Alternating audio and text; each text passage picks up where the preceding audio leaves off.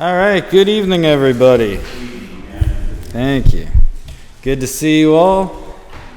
We are moving right along week 11 already. Only 2 more to go after tonight. And I think we'll get it done. Otherwise, I don't know, we'll just have to talk about it after church one day. I don't know, who knows. But yeah, so last week, we basically just talked about Jacob wrestling with God and Jacob and Esau reuniting. So this week, we're basically going to start the story. Yeah, I don't know. Voice does that sometimes. This week, we're basically going to start the story of Joseph. I have a point that I want to get to, and I think we can do it, but we'll see what happens. So there are a couple things that we're going to summarize, a couple things we're going to go to the book to, because that will summarize it well. Certain things will be kind of skipped over or just explained, mostly just because of the time crunch. We could have spent more time, but then there's also a chapter that's mostly genealogy, so like we're not going to do that. So yeah, we're going to be focused on the beginning of the story of Joseph and see how far we get. But why don't we open up in prayer and we can get started. Lord, we thank you for this day. We thank you for everyone who's able to make it out. We pray for those who aren't able to make it out, who would want to be here because of sickness or other difficulties. Lord, we just pray you'd be with us during this time of study. Help us to understand your word and understand truth about you and who you are that you want us to see. In your name, Jesus, I pray. Amen. All right, so we're going to be in Genesis 37. That's where we will start. And I really just want to read the first 11 verses, and I'll get your thoughts on it.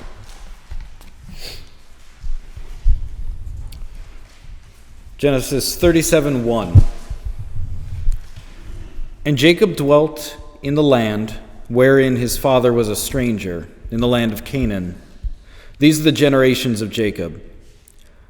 Joseph, being 17 years old, was feeding the flock with his brethren, and the lad was with the sons of Bilhah and with the sons of Zilpah, his father's wives, and Joseph brought unto his father their evil report. Now Israel loved Joseph more than all his children, because he was the son of his old age, and he made him a coat of many colors. When his brethren saw that their father loved him more than all his brethren, they hated him, and could not speak peaceably unto him. And Joseph dreamed a dream, and he told it to his brethren, and they hated him yet the more. He said unto them, Hear, I pray you, this dream which I have dreamed, for behold, we were binding sheaves in the field, and lo, my sheaf arose, and also stood upright. And behold, your sheaves stood round about, and made obeisance to my sheaf. And his brethren said to him, Shalt thou indeed reign over us? Or shalt thou indeed have dominion over us? And they hated him yet the more for his dreams and for his words. He dreamed yet another dream, and told it his brethren, and said, Behold, I have dreamed a dream more, and behold, the sun and the moon and the 11 stars made obeisance to me. And he told it to his father and to his brethren, and his father rebuked him, and said unto him, What is this dream that thou hast dreamed? Shall I and thy mother and thy brethren indeed come to bow down ourselves to thee, to the earth? And his brethren envied him, but his father observed the saying. All right. Strange little introduction to Joseph. But what do you think about that? What jumps out at you? What questions do you have? Do we know what obeisance means? Yeah, exactly. Some sort of reverence, bowing down, like to a ruler. All right, we got some strong opinions about Joseph. All right. A little bit of a tattletale. Yeah, early on he brings his father an evil report at the end of verse 2. Yeah, that is a strange statement. So his mother has already died. She died giving birth to Benjamin. No, not. Oh, that's a good question. I don't. That would make sense of his statement, but there's no indication of it. Yeah, Benjamin, I believe, is born in chapter 35. Oh, sure.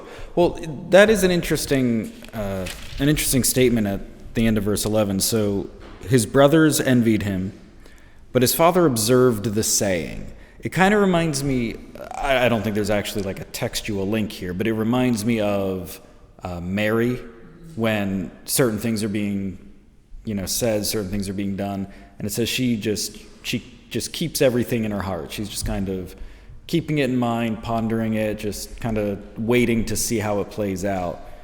And someone like Jacob, with the family promise from God and all that entails, also having dream experiences from God himself, he has pretty good reason to be like, okay, let's at least watch. He rebuked him for the way he went about it, but the idea of someone from Israel, being great doesn't seem to shock him, which makes sense. Okay, so we probably hit most of what I wanted to point out, actually.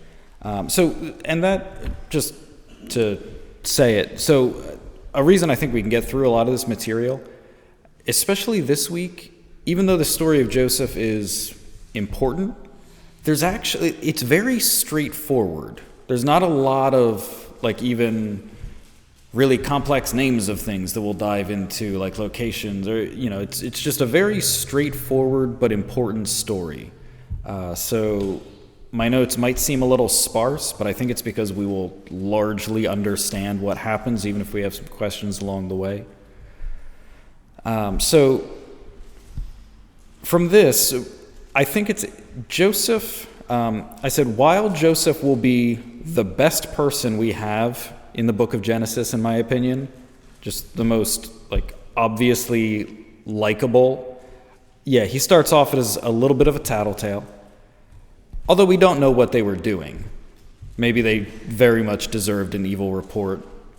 Who knows? I also had that, like Pastor said, Jacob's favoritism fuels animosity, just like Isaac did for Esau. Although it is worth noting, so while Joseph is highly favored, he's nowhere close to being the firstborn. So Esau, I think, seemed to be favored because of his hunting prowess and his general manliness, but he was also the firstborn child. Joseph is the 11th born son, 12th born child overall that we know of. So that's interesting, and kind of also flows in that biblical paradigm of like with Jacob and Esau, the younger being exalted, the lesser being exalted. So we see the first dream, and like we all kind of concluded, maybe keep it to yourself. I don't know. What do you guys think about that? So he's 17. He's 17. Yeah. He could have been excited about what it was and had to tell somebody. Yeah. And for what it's worth, he didn't come to everyone and say, the Lord sent me a dream. He just said, he dreamed a dream, and here's what it was. And the brothers got very upset about it. Yeah, but he's a bit spoiled. He's a favorite. It's tough. He's got a fancy coat, no, yeah, you were downstairs. But it's interesting, isn't it? So Sunday school, junior church. If you grew up in church, you have heard Joseph and his coat of many colors. And when we read this passage, no one mentioned it because as an adult, it's just a passing line. And it'll come up again later. But this isn't like the key point in the story that you're going to focus on. Just different stuff that you focus on later when you're studying things, because there's no coloring book we're doing where you have, you're doing Joseph's coat and however you want. And then, we said his second dream with the sun, moon, and stars, Jacob rebukes him, but he marks the situation. He's paying attention from now on. All right, let's read verses... so I'll just tell you. Verses 12 through 17, Jacob gives some credence to a pastor thought that Jacob sends Joseph to go and see what his brothers are up to. They're keeping flocks, they're doing their thing. But it's a large amount of land, he doesn't know where they are. Joseph tracks them down eventually. All right, so let's pick up in verse 18. So Joseph's coming to see what they're doing, and when they, the brothers, saw him afar off, even before he came near unto him, they conspired against him to slay him. They said one to another, Behold, this dreamer cometh. Come now, therefore, and let us slay him, and cast him into some pit, and we will say, Some evil beast has devoured him, and we shall see what shall become of his dreams. Reuben heard it, and he delivered Joseph out of their hands, and said, Let us not kill him. Reuben said unto them, Shed no blood, but cast him into this pit that is in the wilderness, and lay no hand upon him, that he might rid him out of their hands, to deliver him to his father again. It came to pass when Joseph was come unto his brethren, that they stripped Joseph out of his coat of many colors that was on him, and they took him and cast him into a pit, and the pit was empty, and there was no water in it. And they sat down to eat bread, and they lifted up their eyes and looked, and behold, a company of Ishmaelites came from Gilead, with their camels bearing spicery and balm, myrrh, going to carry it down to Egypt. And Judah said unto his brethren, What profit is it if we slay our brother and conceal his blood?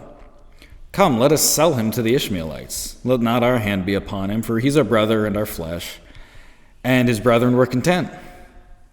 Then there passed by Midianites merchantmen, and they drew and lifted up Joseph out of the pit, and sold Joseph to the Ishmaelites for 20 pieces of silver, and they brought Joseph into Egypt. And Reuben returned to the pit, and behold, Joseph was not in the pit, and he rent his clothes. And he returned to his brethren and said, The child is not, and whither shall I go? And they took Joseph's coat, and killed a kid of the goats, and dipped the coat in the blood. And they sent the coat of many colors, and they brought it to their father, and said, This we have found. Know now whether it be thy son's coat or no. And he knew it, and said, It is my son's coat. An evil beast has devoured him. Joseph is without doubt rent in pieces. Jacob rent his clothes, put sackcloth upon his loins, and mourned for his son many days. And all his sons and all his daughters rose up to comfort him, but he refused to be comforted.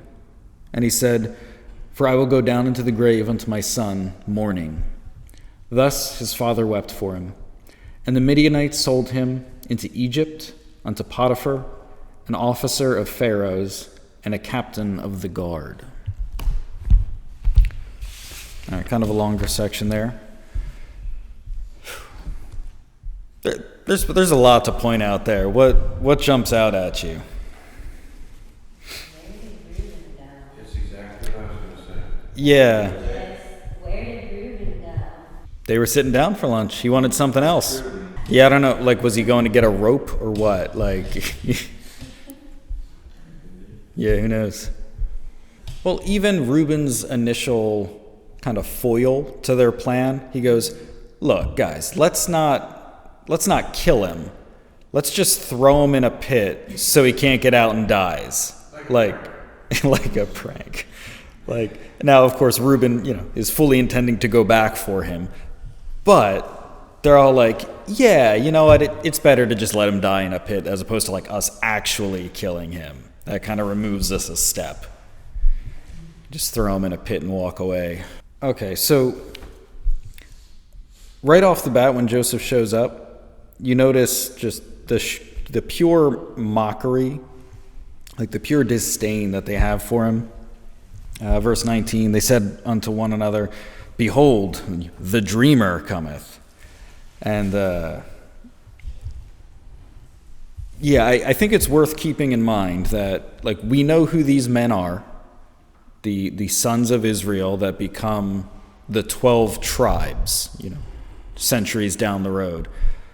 And, like, these are the men you're working with. These are the guys. They start off just despising their brother, despising their brother, but also just showing disdain for the messages from God, essentially, that he's being shown. Yeah, they mock their brother pretty bad. Reuben, at least, has some sort of head on his shoulders from a moral standpoint. Now, he didn't speak up and say, "Hey, maybe we shouldn't be trying to get rid of our brother." He didn't have that much moral courage at this point, but his plan was at least to not kill his brother. So you can give Reuben some points. He's doing pretty good here. I found verse 25 interesting. So they throw him into the pit. Verse 25, and they sat down to eat their bread. They lifted up their eyes, and then, Ishmaelites are on their way. So after you just decided we're going to throw our brother in a pit, let him die, and then they just sit down to have lunch. This is like truly psychotic behavior. They do not come across well here at all. Again, the great tribes of Israel, right here, Yeah.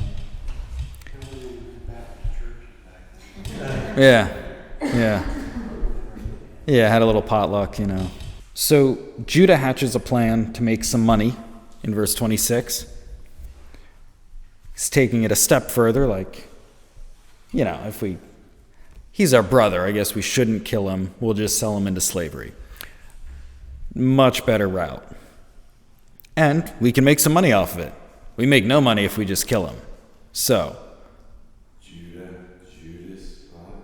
Yeah, no, it's the same name. Okay. Yeah. Mm-hmm. Yeah, Jude, Judah, Judas. They made that a bad name, in a sense.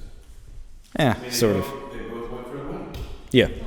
And they end up selling him for 20 pieces of silver, split between, you would assume, all the brothers. Like, this is not like a, how much would it take for you to sell one of your relatives?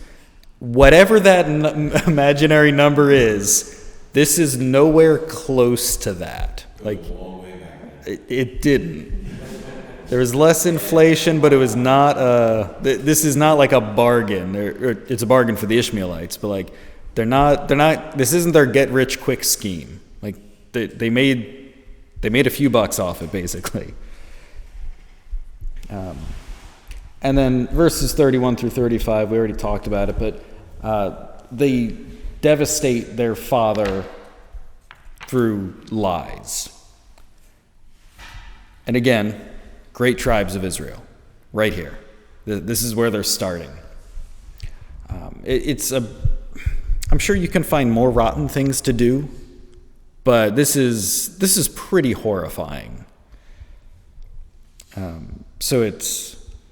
Why does many italicized? Oh, so in the King James, when they need to add words that, like, let's say, trying to go literally from one of the older languages, like if you do it with Spanish, sometimes you need to add words to make it make sense in the new language.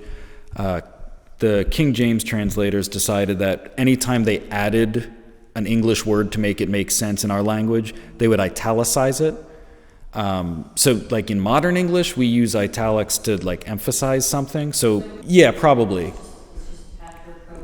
Well, no. So the opposite. So the fact that it is probably many different pieces of dyed fabrics into some sort of elaborate, colorful coat.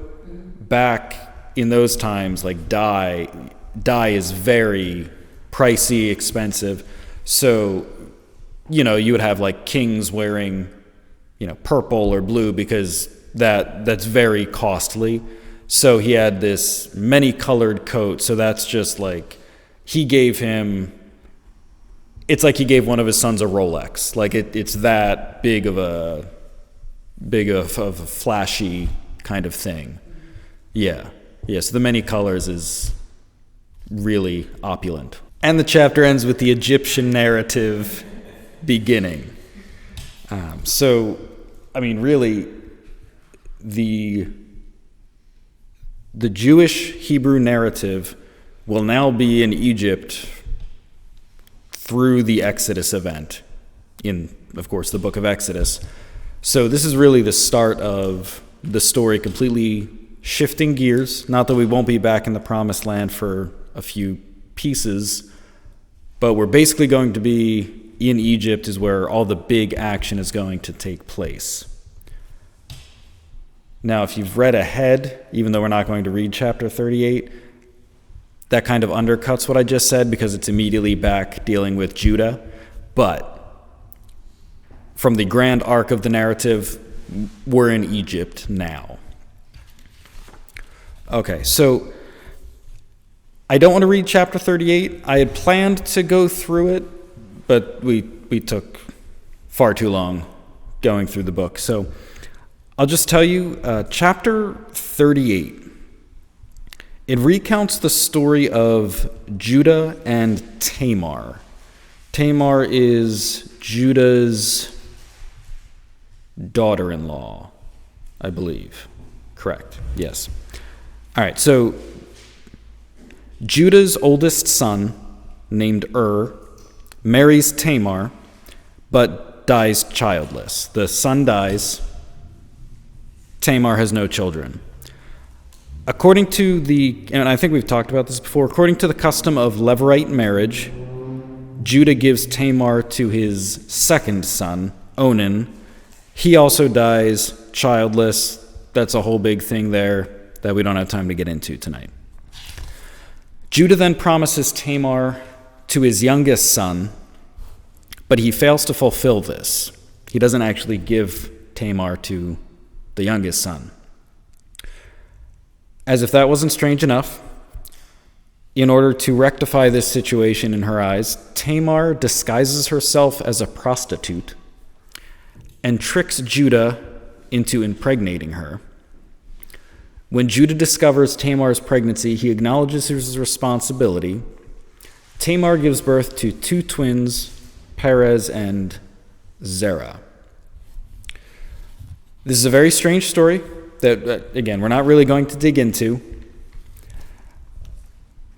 Again, Judah, great tribe of Israel, coming, and then you have this very odd situation where this woman that his son is married to, Judah loses one son, loses another son, and I guess after losing two sons, he decides his sons aren't marrying Tamar anymore. And not wanting to be childless, you have that situation once again coming up with their own solutions to these problems. So Judah is with Tamar, thinking she's a prostitute. Again, Judah, the great man of, one of the tribes of Israel. And after this, he's sort of put to shame by the way he's treated her. You get some family information, and you're left hanging there. And you're like, what? Why is this story here? Do we need this? So we're going to follow Joseph, just like the text does. And I think we might end up seeing a little bit of why that bizarre story is there. If you want to read chapter 38 in your own time, feel free. We covered the material, but there's more going on. All right, so why don't you look with me in Genesis 39? I'm just going to read a few verses here.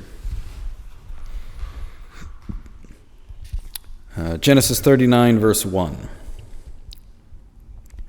And Joseph was brought down to Egypt, and Potiphar, an officer of Pharaoh, captain of the guard, an Egyptian, bought him off the hands of the Ishmaelites, which had brought him down thither. And the Lord was with Joseph, and he was a prosperous man, and he was in the house of his master, the Egyptian. And his master saw that the Lord was with him, and that the Lord made all that he did to prosper in his hand. And Joseph found grace in his sight, and he served him, and he made him overseer of his house. And all that he had he put into his hand. Came to pass from the time that he made him overseer in the house, and over all that he had, that the Lord blessed the Egyptian's house for Joseph's sake. And the blessing of the Lord was upon all that he had in the house and in the field. And he left all that he had in Joseph's hand, and he knew not aught he had, save the bread which he did eat. Joseph was a goodly person and well favored. All right, that's sort of a little introduction, but I'll throw it out to you. Anything that jumps out at you there? Anything that interests you? Yeah, I think Joseph is, he's definitely being blessed in a unique way. But yeah, if you have a devout Christian, working with you, even just because if they live somewhat in line with the Christian values they claim to hold, that'd be a much better employee than, a lot of other people for just a host of reasons. Just, even if someone who doesn't believe any of it just lived by the book of Proverbs, they'd be a good employee, be good with money, they'd be, just have a lot of practical wisdom. But yeah, Joseph's being blessed uniquely here. What else? I mean, it's only a few verses. It's whatever you're thinking. Even though he was in slavery, he wasn't treated terribly. Right. Yeah, and that is unique. And I think we've talked a little bit about biblical slavery, like ancient Near Eastern slavery. Now, it can be a little different when you're talking about Egypt, because a lot of the stuff we talk about with slavery in the Bible is from the law of Moses, so there are different things in place. But yeah, Joseph is not, it has nothing to do with American chattel slavery or just what the West had later. This man, Joseph, is so highly favored. He's running the household.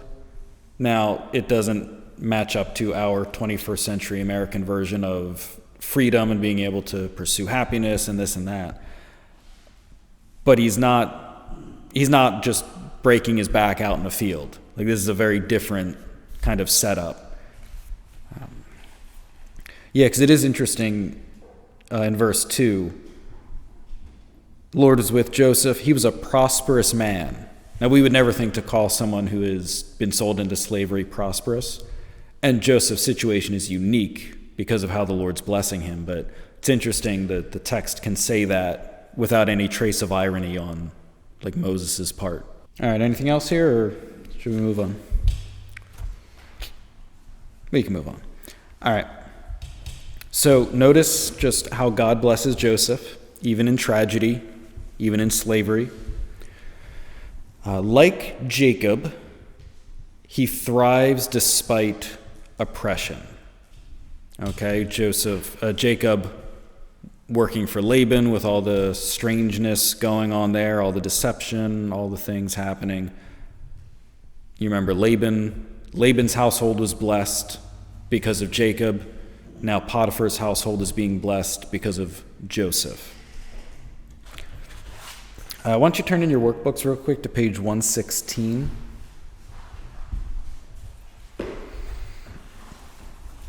We're going to condense one of the stories. Again, another story that I heard in Sunday school with much less detail.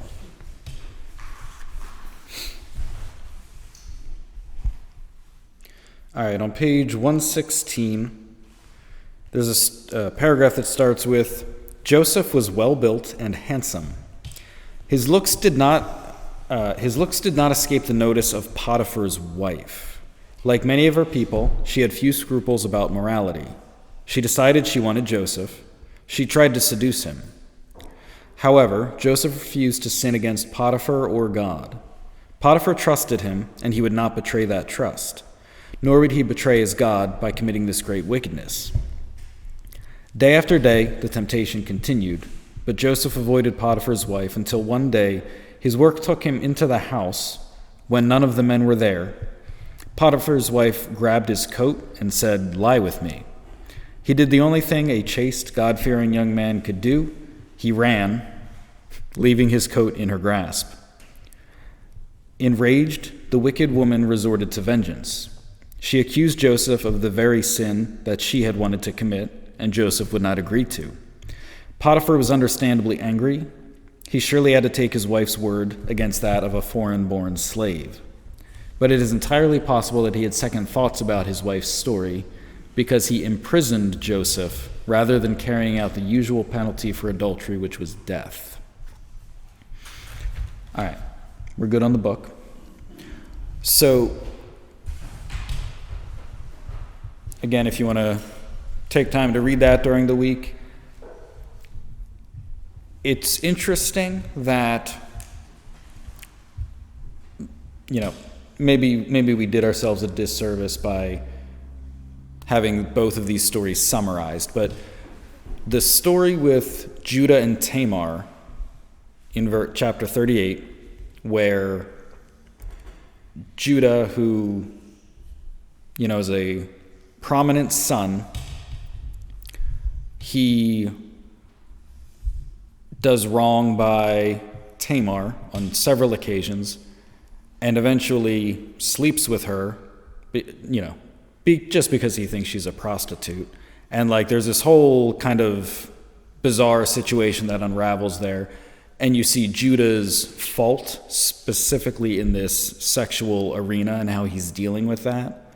And then the very next chapter, as Joseph is being prospered even in his enslavement, you see him having just this absolute moral purity here. He is being tempted, and it seems like, by all standards, he could get away with this, but he has too much integrity towards God and towards his master and won't do this, and it costs him dearly. He gets thrown in prison. So he went from slavery now to prison. So he's having a rough go of things, definitely. But we're going to see how this works out.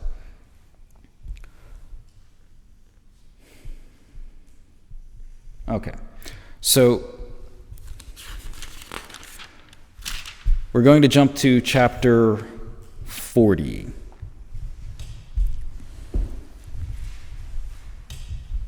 Actually, why don't we read the last couple verses in chapter 39 to set us up?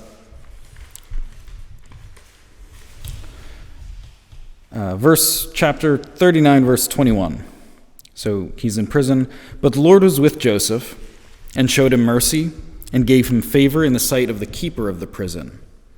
And the keeper of the prison committed to Joseph's hand all the prisoners that were in the prison, and whatsoever they did there, he was the doer of it.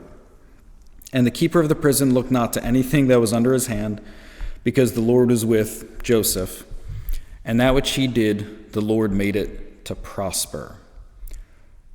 So even in prison, once again, God is with Joseph, and once again he is being kind of used to run the prison, the guy who's actually in charge. He doesn't really have to look after all that much because Joseph is just prosperous and he's just kind of responsible for anyone who he is working for, even if he didn't choose the situation. So what happens at the start of chapter 40, Joseph is in prison sort of as like the inmate running the show, but in a good way. And the Pharaoh's butler cupbearer. Butler has too much of like a modern connotation to it. So the king's cupbearer and the king's baker are both thrown into prison. And they both have shocking dreams and are upset about it. So they talk to Joseph, and we'll pick up in verse 9. Actually, verse 8. They said unto him, We have dreamed a dream, there is no interpreter of it. Joseph said unto them, Do not interpretations belong to God? Tell me them, I pray you. The chief butler told his dream to Joseph, and said to him, In my dream, behold, a vine was before me, and in the vine were 3 branches, and it was as though it budded, and her blossoms shot forth, and the clusters thereof brought forth ripe grapes. And Pharaoh's cup was in my hand, and I took the grapes and pressed them into Pharaoh's cup, and I gave the cup into Pharaoh's hand. Joseph said unto him, This is the interpretation of it. The 3 branches are 3 days. Yet within 3 days shall Pharaoh lift up thine head, and restore thee unto thy place, and thou shalt deliver Pharaoh's cup into his hand, after the former manner when thou wast his butler. And think on me when it shall be well with thee, and show kindness, I pray thee, unto me, and make mention of me unto Pharaoh, and bring me out of this house, the prison. For indeed I was stolen away out of the land of the Hebrews, and here also I have done nothing that should put me in the dungeon. When the chief baker saw that the interpretation was good, he said unto Joseph, I also was in my dream, and behold, I had 3 white baskets on my head. And in the uppermost basket there was of all manner of baked meats for Pharaoh, and the birds did eat them out of my basket upon my head. Joseph answered and said, This is the interpretation thereof. The 3 baskets are 3 days. Yet within 3 days shall Pharaoh lift up thy head from off thee, and shall hang thee on a tree, and the birds shall eat thy flesh from off thee. It came to pass on the 3rd day, which was Pharaoh's birthday, that he made a feast unto all his servants, and he lifted up the head of the chief butler and of the chief baker among his servants. And he restored the chief butler to his butlership again, and he gave the cup into Pharaoh's hand, but he hanged the chief baker, as Joseph had interpreted them. Yet did not the chief butler remember Joseph, but forgot him. Strange little chapter there. What do you think? What jumps out at you? What surprises you? What questions do you have? Baker do. Get the sugar, what, I mean, like. Yeah, he must have baked something very bad. I don't know. I imagine the crime is unrelated to baking. I guess either of them do. Just if they offended. Yeah. Yeah, and I don't believe you had to necessarily do much. So the way Pharaoh works, like, he's typically considered by the Egyptians to be the earthly incarnation of the god Horus, child of Isis and Osiris. And so he's considered a walking deity. So there's not really a lot of like, oh, well, the Constitution says someone needs a fair trial. Like, no, you're a god on earth ruling the people. What you say goes. Yeah, that's a good question. I mean, obviously, Pharaoh has the power to bring someone out of prison. He'd have to make a pretty good case. Yeah, what Joseph actually thinks Pharaoh would do? I don't know, that's a good question. But if you're with some people in prison falsely, and the one guy's like, oh yeah, I work for the president. Like, when you get out, just mention my name, see what can happen. Yeah, that's a good comparison. It's the highest authority in the land. Like, maybe he should know about this. Yeah, isn't it interesting that we don't have a moment where it's like, oh yeah, Joseph, he's given this gift of interpreting dreams. He never interpreted his dreams as a kid. He just explained his dreams, and his brothers did all the interpreting that they needed to do. Joseph, in his years, we don't really have a good window of how long exactly he was with Potiphar. You could probably do some complex math. He's going to be in prison for a while. But in this time frame, he's grown in wisdom. I mean, even just the blessing from God, the work ethic that he clearly has, everyone seems to trust him. I'm sure it took a while. I'm sure he wasn't sold into Potiphar's house and then, like, the next Thursday he's running the whole estate. I don't think it worked that way. Same with the prison. That's not smart. I don't think it's as crazy as it would seem to us. Like, when we think of the prison system, which for most of us is just what we see in movies and TV, I know you have the warden, you have guards, and you have the inmates. Maybe the inmates have little jobs, maybe they can, help in the kitchen or do this or do that. It probably would have been different because ancient prisons were nothing like modern prisons. There's basically some large pit somewhere, probably. He's probably back in a pit situation. Even though these are strange events, this kind of stuff isn't just your standard, normal, day-to-day stuff. Like we said, the story is pretty straightforward. It's pretty easy to understand, at least just step by step what's happening. Over the next week, hopefully, we'll be able to finish his story, contextualize it, and you can see a lot more when you see Joseph's whole story, and it takes up, quite a few chapters. Basically finishes out the book. So it's interesting on there are a few things going on that I want to point out before next week.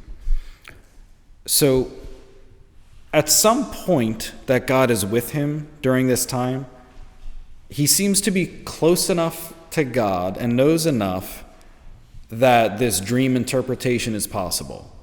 So it doesn't even necessarily say like, oh, Joseph had some sixth sense where he could interpret dreams. He goes, no, the interpretation of dreams belongs to God. Now tell me your dream.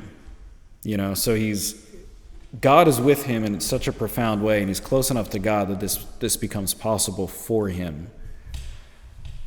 Makes me wonder what he understood about his own dreams from years before.